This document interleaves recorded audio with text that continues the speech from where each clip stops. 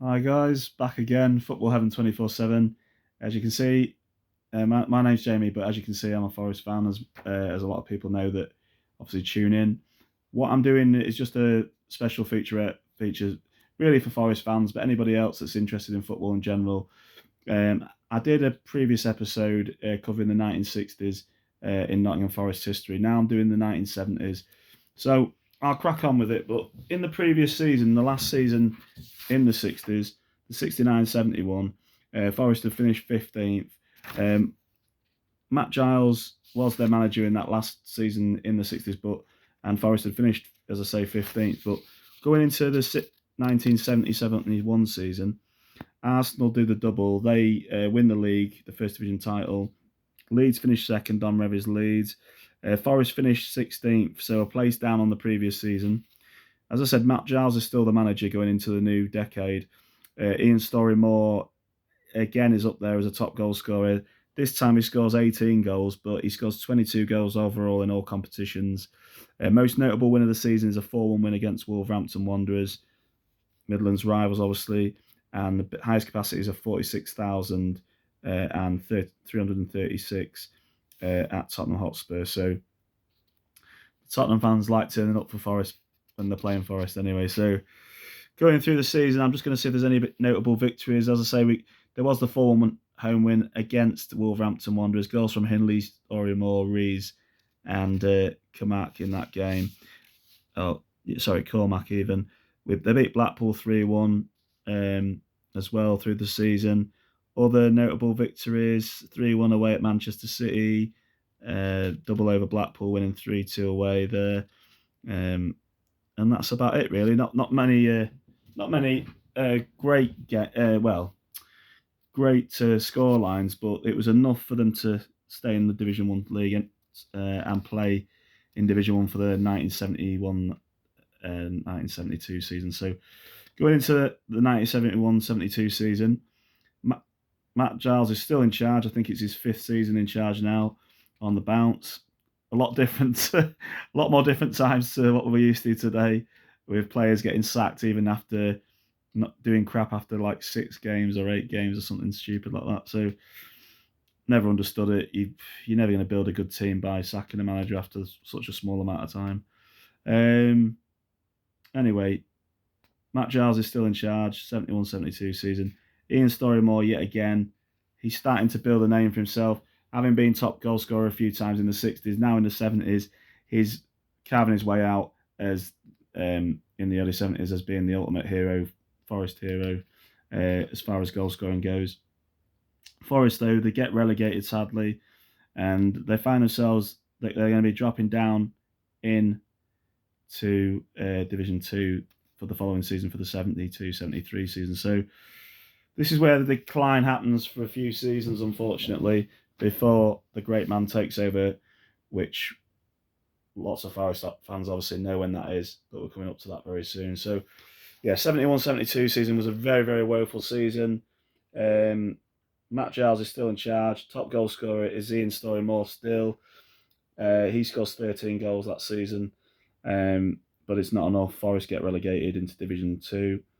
But yeah, that's what happens that season. Most notable thing of that season was a nice 4-0 win against Coventry City, and the biggest attendance was 50,939 away at Liverpool. So that's what happened that season. The winner of the title was to be the great Brian Clough with his Derby side, having only been in charge of him for 3 seasons, I believe, when they won that.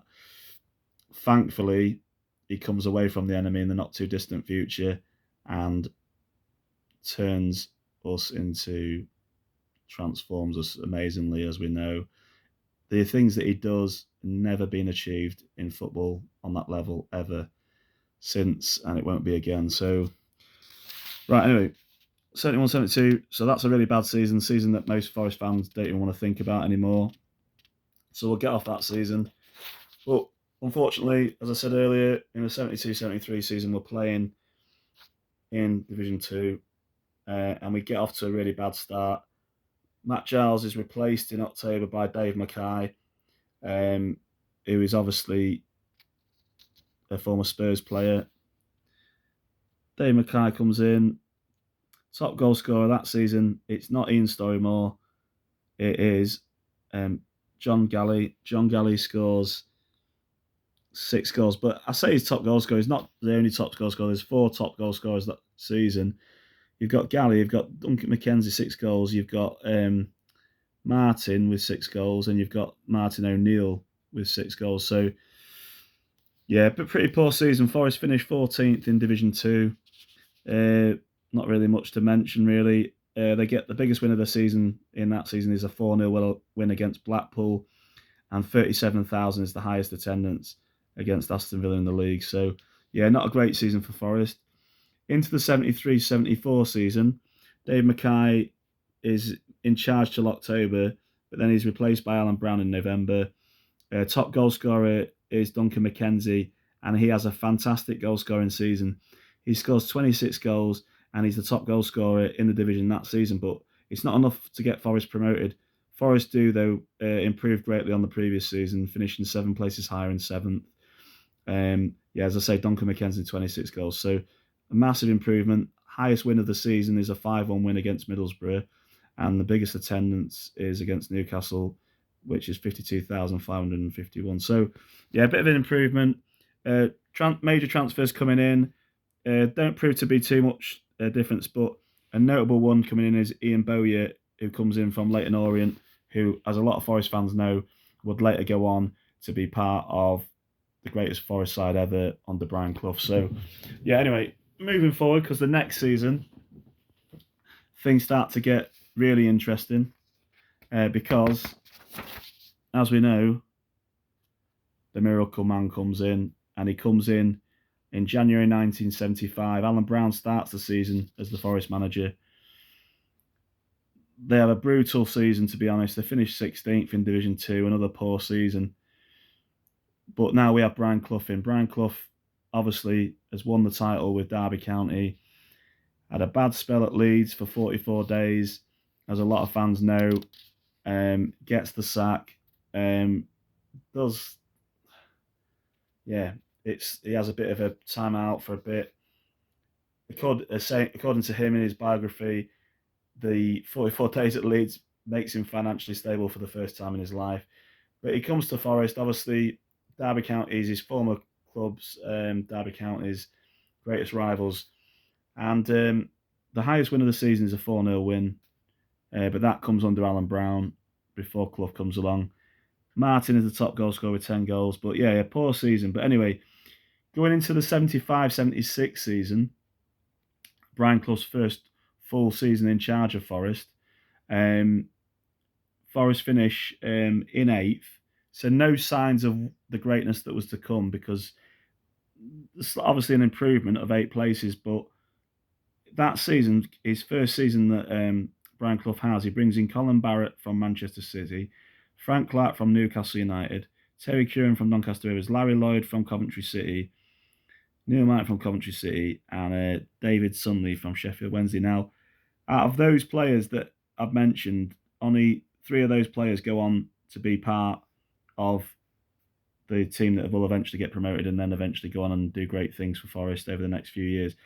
Colin Barrett, that is, Frank Clark, who obviously would become Forest manager in the 90s, as we all know, and Larry Lloyd, who used to play in a regularly winning titles or cups team, of Liverpool team, a few seasons before. So anyway, 8th position in Brian Clough's first full season. Biggest win of the season is a 4-0 win against Carl United. Ian Bowyer is the top goal scorer with 13 goals. Highest attendance is 31,227 against Sunderland. That's the first season under Clough, 75-76, finishing 8th in Division 2. But then finally, Forest get promoted in the 76-77 season. It's Clough's second full season in charge. Top goal scorer is Peter With. Peter With is brought in from Birmingham City at the start of the season, and he goes on to score 16 goals. Also, Woodcock finishes just behind him with 11 goals, so Tony Woodcock. And that's it. And Bowyer from the previous season, he finishes with 12 goals. So Forest scored quite a few goals. They scored 77 goals in the 76-77 season. They finished 3rd in the 2nd division, but that is the final promotion place that allows them to come up into the first division for the first time since 1972. So they've had, I believe, 5 years down in Division 2. So languishing down there. So no more than that even. Sorry, 6 years even. So yeah, coming into the 77-78 season, we're about to witness a massive miracle, as a lot of Forest fans know. Um, Forest finished third the previous season in Division 2, and they only just won on the last day, I think it was, or only just got promoted. Bettering Bolton Wanderers' result, because Bolton Wanderers only finished a point behind them in the Division 2 table last season. So, but the 77-78 season, it proves to be Brian Clough's finest hour, or one of his finest hours, because obviously, as we know, he goes on to do some great things after this season. But Forest, I'm going to do a special review on this one because it's the only ever Division 1 title that's ever been won by Forest. Forest finished first, and they topple Liverpool off their perch. Liverpool are the informed team, and they topple Liverpool off the perch. They don't just narrowly win the league; they win the league comfortably by 7 points, which back then would be 3 wins and a draw. So, absolutely scenes, as the kids would call it today. Peter Whiff finishes top goal scorer with 12. Tony Woodcock's in second with 11 goals. Actually, Robertson's joint up there as a joint scorer with Peter Whiff with 12 goals. Martin O'Neill gets 8 goals. Ian Bowyer gets 4. Viv Anderson gets 3. Kenny Burns gets 4. John McGovern gets 4. And David Needham's there with 4 as well. Archie Gemmell gets 3. And Colin Bassett and Frank Clark get 1 apiece. And there's 2 own goals. So, not as many goals as the previous season, but they get 69 goals and they only let in 24 goals. That's thanks to the signing of Peter Shilton, who comes in. Peter Shilton comes in from Stoke City. Kenny Burns comes in from Birmingham City to shore up the defence. Archie Gemmell comes in from Brian Clough's former team and obviously our enemy, Derby County. And Archie Gemmell comes in and David Needham comes in from QPR. So those players prove to make a massive difference, especially Peter Shilton and Kenny Burns, who form a very strong back line for Forest to help them to keep a lot of clean sheets through the season and also go on to, as I say, win the title. It's the first title that Forest have ever won, and they haven't won anything much since then as far as titles-wise. But great wins in the season. They start the season winning 3-1 away at Everton. They beat Bristol City 1-0, then they beat Derby County rivals 3-0. They have an impressive 2-1 win against Aston Villa at home. They beat Leicester City 3-0 away. They smash Middlesbrough 4-0, smash Ipswich Town 4-0 at home. But the most notable game of the season is absolutely annihilating Manchester United 4-0 at Old Trafford. And through the season, there's a lot of Forest fans older than me will remember Forest don't get the credit off the pundits, and a lot of the pundits think that the bubble's going to burst and that Forest aren't going to go on to win the title. But they not only win the Division 1 title after finishing third the previous season, they win the League Cup as well after a replay against Liverpool, penalty from John Robertson. So Forest, the biggest win of the season, is a 5-0 win in the League Cup second round against West Ham. Top goal scorers are Peter Whiff and Tony Woodcock with 12 apiece. And Robertson's up there as well. And highest attendance is at Wembley when they play Liverpool in the League Cup final. They say it's 100,000. It's probably more than that, but they used to just cap it at 100,000 back in those days. And Brian Clough goes on to have one of his finest hours, but there's a few more to come after that, as we know as Forest fans. But 77-78, Brian Clough pulls off a miracle. It's never been done, where a team's come up, finished third, and then won in the second division, and then won the Division 1 table. So Division 1 title. So great season for Forest. On to the next season, 78-79.